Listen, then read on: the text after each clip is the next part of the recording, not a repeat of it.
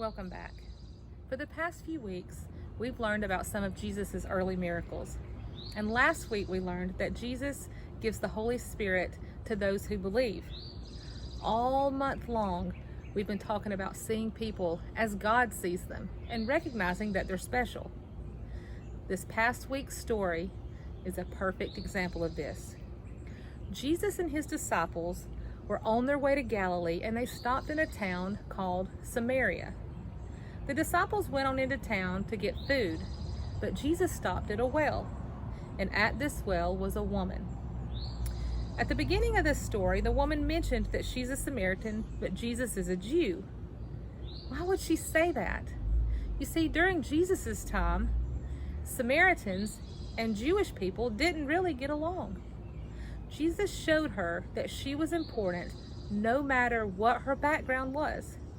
Our identity, who we are, is found in being God's child, not in where we're from or what our talents are or anything else.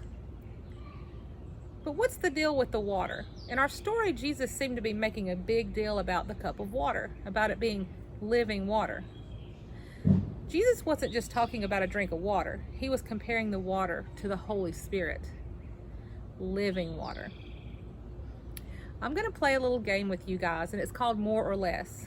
I'm going to read a statistic, and I want you to tell me if you think the number should be more or less. Just think about it in your mind.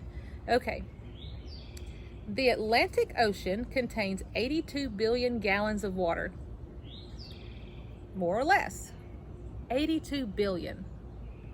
The answer is actually more. The Atlantic Ocean contains 82 quintillion gallons.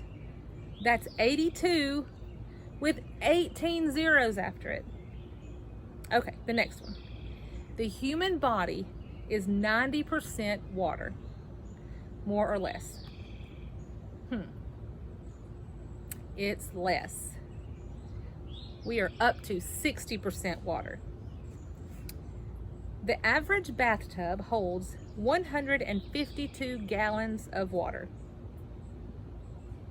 Less. It's only 80 gallons.